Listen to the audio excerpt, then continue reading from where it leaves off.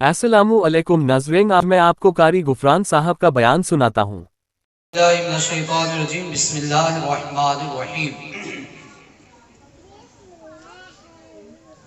अल्लाह रब्बुल आलमीन अपने कुरान पाक में इरशाद फरमाता है, अलिफ लाम मीम ज़ालिकल किताबु ला रैब फी। और ये महफिल पाक इस सालो सवाब के लिए सजाया गया है। अल्लाह रब्बुल आलमीन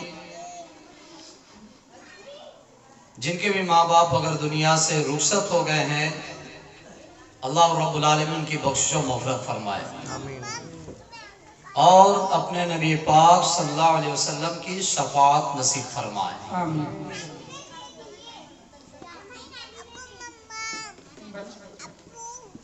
आप लोग कहते हैं कि अब नबी सिफारिश कहाँ से करेंगे, नबी सिफारिश कहाँ से करेंगे। अभी शुरू में आपके मोहल्ले के बच्चे ने नाते पाक पढ़ी थी कि जब कब्र में अंधेरी हो, भाई वहां तो जाने वाला कोई नहीं है ना, वहां साथ देने वाला कोई नहीं है। मगर दूसरा जो लाइन जो सतर पड़ी थी उसने बच्चे ने कि इमदाद के लिए आ जाना या रसूल अल्लाह। वहां कोई नहीं होगा, ना आपके रिश्तेदार जाएंगे, ना आपका भाई जाएगा, ना आपके बाप जाएंगे, चार लोग कांधे पर लेकर जाएंगे, आपको अकेले छोड़ देंगे। मर आने वाला कौन होगा? वो हमारे रसूल होंगे। बोलो सुभान अल्लाह। सुभान अल्लाह। आप लोग सुभान अल्लाह भी बहुत कंजूसी कर रहे हैं। भाई हदीस पाक में है कि आप लोग अगर एक मरतबा आप सुभान अल्लाह कहेंगे ना, बहुत तो नहीं है, मुझे आधा घंटा दिया गया है, एक मरतबा आप सुभान अल्लाह कहेंगे तो आपके नाम से जन्नत में एक दरख्त लगा दी जाएगी। जन्नत क्या चीज है? जन्नत एक चटियल मैदान है आपके लिए। हमारे लिए क्या है? चटियल मैदान है। क्या है जन्नत? चटियल मैदान है, एकदम साफ। जन्नत बनानी किसको? आपको। अगर आप एक मरतबा सुभान अल्लाह कहेंगे या माशाअल्लाह कहेंगे या अल्हम्दुलिल्लाह कहेंगे तो अल्लाह तबारक व तआला आपके नाम से एक दरख्त लगा देगा। बस सिर्फ दरख्त से काम चलने वाला तो नहीं है ना। आप कहीं बागीचे में जाएं और दरख्त हो, बेशुमार दरख्त हो, और बारिश बरसात शुरू हो जाए,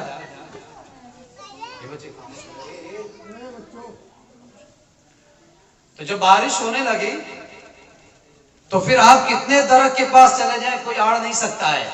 अगर जमकर बारिश होने लगी तो आप क्या तलाशेंगे वहां पर? या कहीं एक कमरा मिल जाए, मकान मिल जाए, छुप जाओ। तो सिर्फ सुभान अल्लाह कहने से एक दरख्त लगा दिए जाएंगे, मगर उसके लिए मकान भी तो जरूरी है ना। मकान भी जरूरी है। तो मकान के लिए हमें क्या करना है?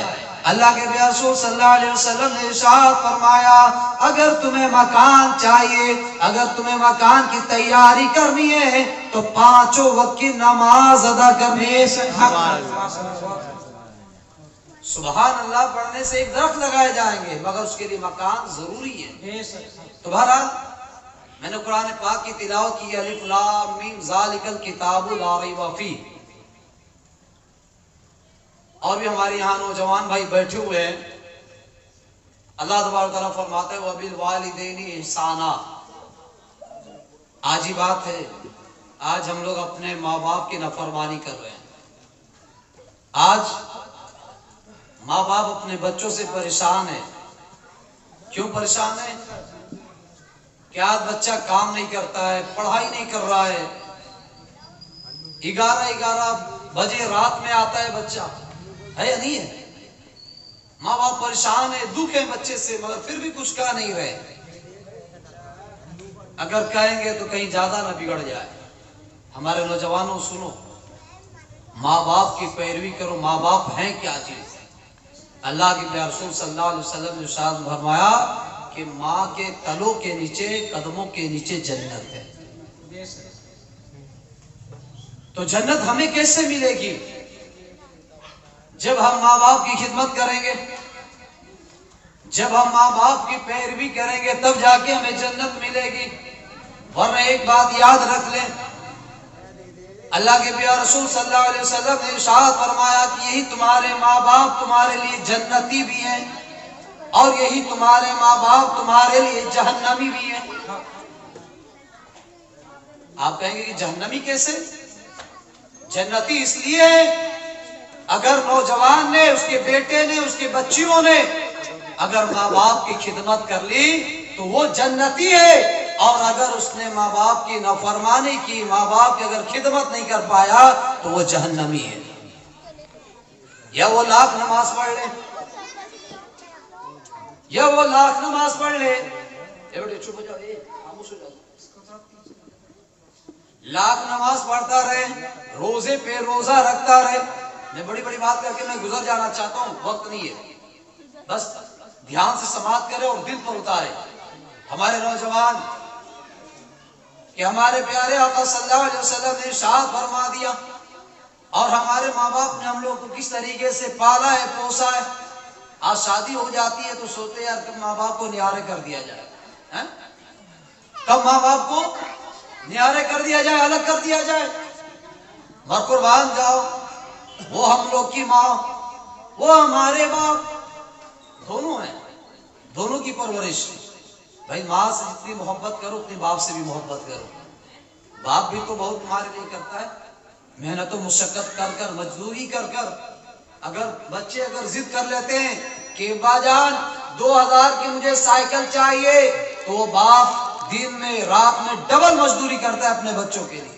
مہاراج وہ بچہ جوان ہو گیا، شادی شدہ ہو گیا، اب سوچتا ہے یار کب ماں باپ کو نیارے کر دیا جائے، کب ماں باپ کو الگ کر دیا جائے۔ مگر قربان جاؤ کہ اس نے اپنے ماں باپ کو دیکھا نہیں ہے کس طریقے سے پالا پوسا ہے۔ پوری پوری رات ماں جو ہوتی ہے، اگر بچہ اگر پیشاب کر دیتا ہے تو ماں اس گیلے جگہ پر سو جاتی ہے، مگر اپنے بچوں کو نہیں سلاتی ہے۔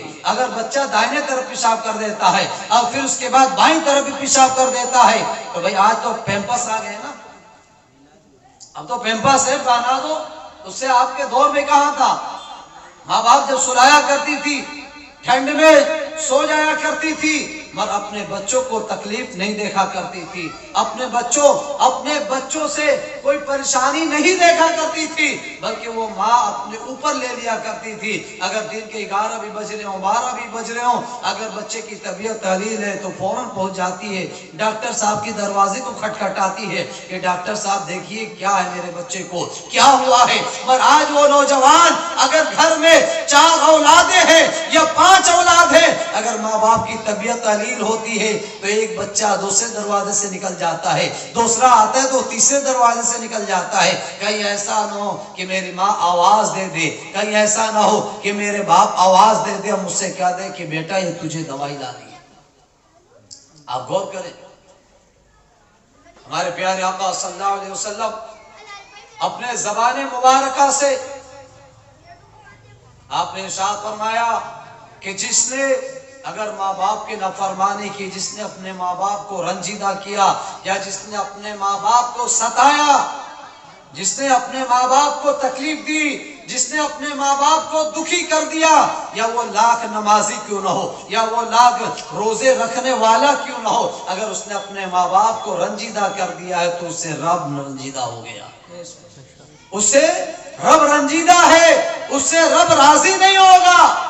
تو جب راضی نہیں ہوگا تو پھر جنت روٹھی ہوئی ہے تمہارے لیے، پھر جنت بھی راضی نہیں ہوگی۔ تو میرے پیارے مسلمان بھائیوں، یہ ہمارے رسول کا فرمان ہے، اور ہمارے رسول کا فرمان ایسا فرمان ہے کہ شاعر نے کہا تھا، ہے قول محمد قول خدا فرمان نہ بدلا جائے گا، ہے قول محمد قول خدا فرمان نہ بدلا جائے گا، بدلے گا زمانہ لاکھ مگر قرآن نہ بدلا جائے گا۔ حدیث پاک تو بے شمار ہیں، مرائیے میں اپنے موضوع کی طرف آتا ہوں انشاءاللہ۔ ابھی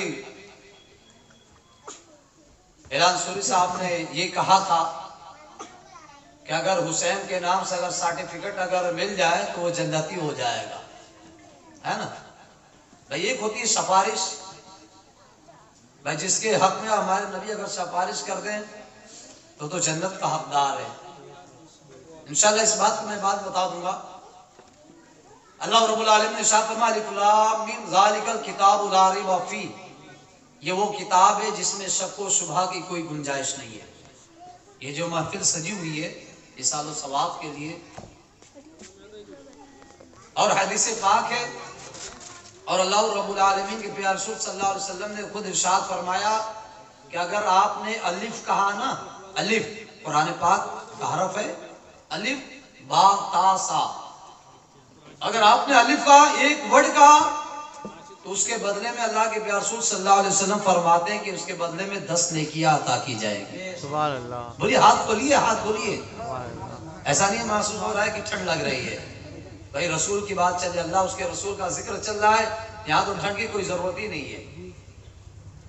اللہ کے پیارے رسول صلی اللہ علیہ وسلم نے ارشاد فرمایا کہ 10 نیکیاں اسے عطا کی جائے گی، 10 نیکیاں مل جائے گی۔ اگر آپ نے لام کہا، ایک حرف پڑھا، 10 نیکیاں، اور آپ نے اگر ایک لائن پڑھ دیا تو ایک لائن کے اندر قرآن پاک میں کم از کم کسی میں 27 حرف ہیں، کسی میں 30 ہیں، کسی میں 32 ہیں، اگر 30 ہی ہو گئے تو آپ کے 300 ہو گئے، ہوئے نا، 300 ہو گئے۔ تو بتاؤ اللہ رب العالمین کتنا نیکیاں عطا فرماتا ہے۔ اور حدیث پاک بھی ہے، اللہ کے پیارے رسول صلی اللہ علیہ وسلم ارشاد فرماتے ہیں کہ اگر آپ نے ایک مرتبہ یاسین شریف پڑھا، کتنے دفعے؟ ایک مرتبہ، ایک دفعے اگر آپ نے یاسین شریف پڑھا تو اللہ کے پیارے رسول صلی اللہ علیہ وسلم ارشاد فرماتے ہیں کہ اسے 10 قرآن پاک کا ثواب دیا جائے گا، سبحان اللہ، سبحان اللہ۔ 10۔ اور اگر کوئی پڑھنے نہیں جانتا ہے، جس کو صرف قل اللہ شریف یاد ہے، اگر کوئی پڑھنے نہیں جانتا اس کے لیے کیا چیزیں، قربان جاؤ، کسی اور نے کچھ نہیں کہا، ہمارے رسول پاک صلی اللہ علیہ وسلم